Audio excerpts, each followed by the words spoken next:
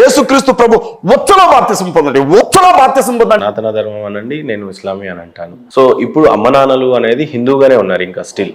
So వాళ్ళు నరకానికి వెళ్తారు కదండి. మరి వాళ్ళు ఏకదేవ ఆరాధన అంటే ఇప్పుడు మా మదర్ అయినా ఫాదర్ అయినా ఏకదేవ ఆరాధన పుట్టించినటువంటి దైవాన్ని వాళ్ళు ఆరాధిస్తున్నారు. ఏకదేవ ఆరాధన చేస్తున్నారు వాళ్ళు. అంటే ఇంకా మీ అమ్మ నాన్నలు మీ దృష్టిలో విగ్రహారాధన చేస్తున్నారు, కానీ మీ దృష్టిలో వాళ్ళు ఖచ్చితంగా నరకానికి వెళ్తారు అని తెలిసి కూడా మీరు ఏ రకంగా మనోవేదన ఉంటుంది కదా, కంపల్సరీ నా తల్లిదండ్రులు పోతారు. ఇక్కడ మహమ్మద్ ప్రవక్త పీస్ ఆఫ్ ఆన్ హిమ్ ఈయనని నమ్మకపోతే ఖచ్చితంగా నరకానికి వెళ్తారు అనేది రాస్తుంది ఖురాన్ లో. ఈయన ద్వారానే ఉంటుంది అనేది కూడా కొన్నిసార్లు ఉంటుంది. మీరు ఎవరు సార్, అసలు ఏం మాట్లాడుతున్నారు సార్? ఏ మత ప్రచారం అంటారేంటి సార్? ఎట్లా కాదు, ఎట్లా మత ప్రచారం ఎట్లయితుంది? అది ఎట్లా నాకు తెలియక అడుగుతాను సార్, నాకు తెలియక అడుగుతాను సార్. నేను ఇంట్లో ఉంటాను, నా భార్య జాబ్ కోసమని బయటకు వెళ్తుంది, రోజంతా జాబ్కి వెళ్ళింది సార్ ఆవిడ, సాయంత్రం పూట ఇంటికి వచ్చింది, నేను ఇంట్లోనే ఉంటాను. నా భార్యనే ఉండన్నా ప్రేమలో పడేసి తీసుకుని వెళ్ళిపోమని చెప్పండి. నా భార్య జాబ్కి వెళ్తుంది సార్, ఆవిడ బయట పనుల మీద బయట తిరుగుతూ ఉంటుంది, నేను ఇంట్లో కూర్చొని ఉంటాను, నా భార్యనే ఉన్నాను తీసుకుని వెళ్ళిపోవని చెప్పండి. మాట్లాడమంటే అజయ్ బాబు గారు చాలా మాట్లాడతారు. విషయం ఏంటంటే సార్ వినండి సార్, విషయం ఏంటంటే నేను చెప్పేది వినండి సార్. మీకంత ఇన్సెక్యూరిటీ ఫీలింగ్ ఎందుకు అంటున్నా నేను? మీరు ఎందుకు భయపడుతున్నారు? మన ఇద్దరం ఈ స్టూడియోలో కూర్చొని మాట్లాడుకునేంత రియాలిటీగా గ్రౌండ్ లెవెల్లో ఉంది సార్. ఎందుకంటే మీరు స్టూడియోలో ఉన్నారు, నేను గ్రౌండ్ లెవెల్ నుంచి వచ్చాను. లేదు సార్, వాగనక మీరు ప్రచారం చేసుకుంటా, వాహనాలు పెట్టుకుంటా, మీరు రాజ్యాంగాన్ని నమ్మరా? మీరు అది కాదా ప్రచారం? రాజ్యాంగాన్ని నమ్మరా మీరు? రాజ్యాంగాన్ని నమ్మరా మీరు అంటున్నా? రాజ్యాంగాన్ని నమ్మినప్పుడు ప్రచారం చేసుకునే హక్కు రాజ్యాంగం వేస్తే మీరెవరు సార్? రైట్, మీరెవరు అంటున్నా? మీకేం హక్కు ఉంది వద్దని చెప్పడానికి? మీరెవరు అంటున్నా వద్దని చెప్పడానికి? సుప్రీంకోర్టు ఇచ్చిన తీర్పులు ఉన్నాయి, ప్రధాన న్యాయమూర్తి ఇచ్చిన తీర్పు. ముస్లింలో చేరండి అని ఎవరు ముస్లిం ప్రవక్తలు వాళ్ళకి లేదు సార్, వాళ్ళకి లేదు. హిందువుల్లో చేరమని హిందువులు ఎవరు ప్రచారం ఎందుకు చేస్తలేరు? ఇది ఎట్లుందంటే, ఒక విషయం సార్, నాకు కళ్ళజోడు ఉంది. ఒక విషయం వినండి, నాకు కళ్ళజోడు ఉంది సార్, నువ్వు కళ్ళజోడు ఎందుకు పెట్టుకోలేదంటే మీరేం చెప్తారు దానికి? సింపుల్ అన్న, ఒక విషయం వినండి, మీరు ఒక విషయం చెప్తున్నా వినండి. నాకు కళ్ళజోడు ఉంది, నేను కళ్ళజోడు పెట్టుకున్నా, హాస్పిటల్కి వెళ్తే నీ కళ్ళకి సైట్ ఉందిరా, తలనొప్పి వస్తుంది, దానికి కళ్ళజోడు ఇచ్చాడు. మీరు ఎందుకు పెట్టుకోలేదు? మీరు ఎందుకు పెట్టుకోలేదు సార్? నేను అబ్సల్యూట్లీ బాగున్నా కాబట్టి నేను చెప్పేది కూడా అదే. మీకు అది లేదు, మీకు అది లేదు. మీ హిందూ ధర్మంలో ప్రచారం చేయమని లేదు, ఇస్లాం ధర్మంలో ప్రచారం చేయమని లేదు. అంటే మా ధర్మాన్ని మేము ప్రచారం చేసి ఒకరిని అట్రాక్ట్ చేసుకునేంత అవసరం మాకు లేదు. ఈ కథలు చెప్పకండి సార్, ఈ కథలు చెప్పకండి. విషయం ఏంటంటే మీ ధర్మాన్ని మీరు ఎలా పాటిస్తున్నారో మా ధర్మాన్ని మేము ఎలా పాటిస్తున్నాం. మీ ధర్మంలో మీకు ప్రచారం చేయమని లేదు. మీకంత ధైర్యం ఉంటే మా ధర్మంలో ఉన్నోళ్ళు ఎటు పోరు, మా ధర్మంలో ఉన్నోళ్ళు ఎలాగే నిలబడతారు, మా ధర్మంలో ఉన్నోళ్ళు ఏ ఇబ్బంది వచ్చినా ఎలా ఉంటారున్నప్పుడు ఎందుకు దాడులు చేస్తున్నారు మీరు? మా ధర్మం మాకు ప్రచారం చేయమని చెప్పింది, మేమేం ప్రచారం చేస్తున్నాం సార్? మేమేం ప్రచారం చేస్తున్నాం? ప్రచారం మీరు చేసుకోవచ్చు కాదండి, మేమేం ప్రచారం చేస్తున్నాం? లేదు సార్, మీరు ఒక్క నిమిషం, మేమేం ప్రచారం చేస్తున్నాం చెప్పండి మీరు? అజయ్ బాబు సార్, మేమేం ప్రచారం చేస్తున్నాం చెప్పండి మీరు? నేనండి, ధర్మాన్ని మీరు ప్రచారం చేసుకున్నంత వరకు బానే ఉంటుంది. అవతల ధర్మాలని లేదంటే అవతల గ్రంథాలని కానీ వ్యాసాలని మీరు కించపరచడం మాట్లాడాలి ఎంతవరకు సమంజసం? సూపర్ సార్, సూపర్ అండి. మళ్ళీ ఒక వీడియోని చూపించాలి. నేను చెప్పనివ్వండి, మొదలు పెట్టింది ఎవరు నన్ను చెప్పనివ్వండి సార్. మీకు రాధా మనోహర్ దాస్ తెలుసు కదా? రాధా మనోహర్ దాస్ తెలుసు కదా మీకు? బైబిల్ గ్రంథాన్ని ఒకడా బైబిల్ అన్నప్పుడు ఎక్కడున్నారు సార్ మీరు? బైబిల్ గ్రంథాన్ని లంజల బైబిల్ అన్నప్పుడు ఎక్కడున్నారు మీరు? యేసుక్రీస్తు ప్రభుని వాళ్ళ కన్న తల్లి వ్యభిచారం చేసి కన్నది అన్నప్పుడు ఎక్కడున్నారు మీరు? బైబిల్లో ఏమైనా రాయబడినాయా అవన్నీ? సార్ ఒక నిమిషం, బైబిల్లో ఏమైనా రాయబడినాయా అవన్నీ? చెప్పిన పాయింట్ అంటే మీకు హిందువుల గురించి మాట్లాడితే కోపం వస్తుంది కాదండి. మీరు రాధా మనోహర్ దాస్ ఇలా మాట్లాడినప్పుడు ఎక్కడున్నారు మీరు? మరి ఎందుకు మాట్లాడలేదు మీరు? మీకు అదే నేర్పిందా రామాయణం? మీకు అదే నేర్పిందా భారతం? ఒక్క నిమిషం సరే, ఇంకో విషయం అడుగుతున్నాను.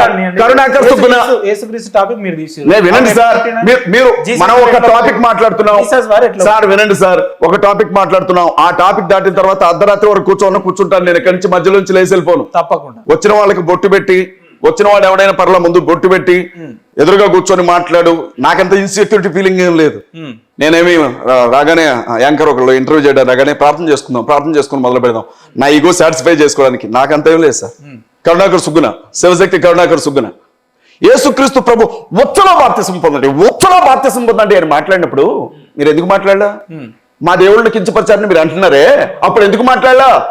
పాస్టర్స్ అందరినీ పట్టుకొని దాన్ని మొదలుపెట్టింది పాస్టర్ ఎవరు సార్? మీరు మొదలు పెట్టారు. ఎవరు మొదలుపెట్టారు? ఎవరు మొదలు పెట్టారు? హిందూ ధర్మంలో 2000 సంవత్సరంలో బైబిల్ పుడితే 2000 సంవత్సరం కంటే మా హిందూ ధర్మం లేదా? ఆచారాలు పాటించారు. సూపర్ ప్రశ్న అడిగారు సార్, సూపర్ ప్రశ్న అడిగారు. దీన్ని మొదలుపెట్టి ఇప్పుడు హిందుత్వం మతమా?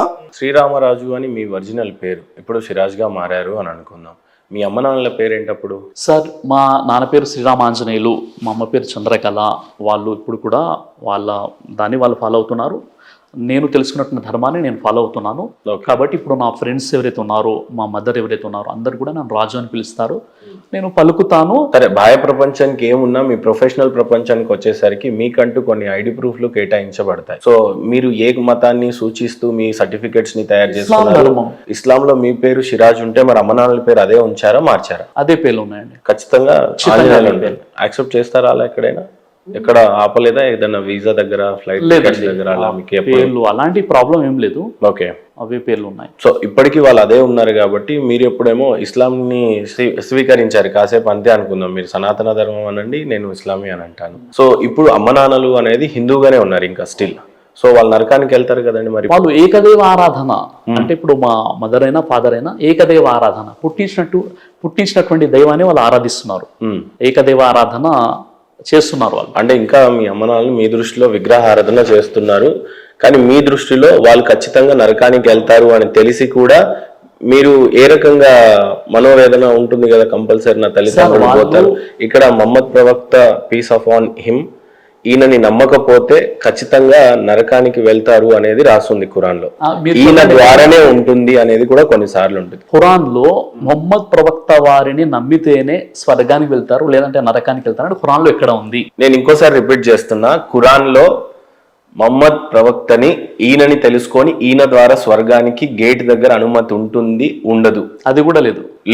రెండు లేవు. మీరు చెప్పిన నేను మళ్ళీ ఇంకోసారి అడుగుతున్నాను సార్, మీరు 10 సార్లు అడిగినా లేవు. మహమ్మద్ ప్రవక్త గారిని నమ్మి ఆయనను తెలుసుకొని ఆయన చెప్పినటువంటి బోధలను తెలుసుకొని అక్కడ గేట్ ఉంటుంది కదా, స్వర్గం యొక్క గేటు, నరకం యొక్క గేట్ దగ్గర ఈయనను నమ్మి ఈయనను తెలుసుకుంటే గాని నరకానికి కానీ స్వర్గానికి గాని అలా లేదండి. అలా ఏం లేదు. ఖురాన్ లేదు. ఓకే, ఏం చేస్తే స్వర్గ నరకాలకి దారులు ఉన్నాయి అని ఖురాన్ చెప్తా ఉంది? ఖురాన్ లో సూరే బహరా సూర నంబర్ 2 ఆయత్ నంబర్ 62లో చాలా స్పష్టంగా ఉంది. ఎవరైతే అల్లాను అంతిమ దినాన్ని విశ్వసించి మంచి పనులు చేస్తారో వారికి భయము కానీ విషాదం కానీ కలిగేటటువంటి అవకాశాలు లేవు, వారు స్వర్గానికి వెళ్తారు. చాలా స్పష్టంగా ఉంది. అంటే అల్లా అన్నది అరబీ పదం అండి. అల్లా అన్న పదాన్ని మనం తెలుగులో చెప్పాలంటే దేవుడు. ఎవరైతే దేవుణ్ణి జడ్జిమెంట్ డేని నమ్ముతారో, మంచి పనులు చేస్తారో వారు స్వర్గానికి వెళ్ళిపోతారు. సార్ అసలు నాకు ఒక డౌట్ ఏంటంటే, దేవుడు ఉన్నాడు కరెక్ట్, ఒకరే దేవుడు ఉండాలి అనేది మీ సిద్ధాంతం. ఆ దేవుడి పేరు ఏంటి సార్? దేవుడు పేరు ఏంటంటే అరబ్బీలో అల్లా అంటారండి. ఓకే, ఇప్పుడు ఉదాహరణకి నేను అంటున్నాను, మీరు అన్నారు దేవుణ్ణి నమ్ముకోండి అని మిమ్మల్ని అన్నాను అనుకోండి, మీరు ఏమంటారు? వెంటనే ఏమంటారు? దేవుని నమ్ముకోండి అంటే ఏమంటారు? ఏ దేవుడిని నమ్ముకోవాలి అని అంటారు. దేవుడు అన్న పదమే సరైనదైతే ఏ దేవుడు అన్న ఆలోచన మీకు ఎందుకు వస్తుంది? అవునా కదా? దేవుడు అంటే గాడ్, గాడ్స్, గాడెస్, అవునా కదండి? తర్వాత మీరు ముందు గాడ్ ఫాదర్, గాడ్ మదర్, ఇలా ఏంటంటే బహువచనము ఏకవచనం నుండి అది ఏంటంటే మళ్ళీ బహువచనము, స్త్రీలింగము, ఇలా మొత్తం మార్పు చెరుపులో గురైపోయింది. అదే విధంగా మీరు అల్లా అన్న పదం ఎక్కడైతే చెప్తారో అల్లాలు అన్న పదం ఉండదు అక్కడ. అంటే అల్లా అంటే సృష్టికర్త అండి. అల్లా అంటే అల్లా అంటే అరబిక్ లో దేవుడిని అల్లా అని అంటారు, అరబిక్ లో. తెలుగులో ఏమనాలి మరి అప్పుడు? అల్లాని దేవుడు అనాలి అంతే. దేవుడు సృష్టికర్త. అప్పుడు దేవుడికి పేరు అనేది ఏం లేదా? లేదండి, ఆరాధనకు అర్హుడు. అరబ్బుల్లో వాళ్ళు అల్లా, అరబ్బులో అంటే అరబ్బు దేశంలో ఖురాన్ అవతరించింది. అల్లా అనే పదానికి అర్థము ఆరాధనకి అర్హుడు. ఆరాధనకు అర్హుడు అంటే ఆయన ఒక దేవుడు, మనం ఆరాధిస్తే ఆరాధనకి ఆయన అర్హుడుగా ఉన్నాడు. సో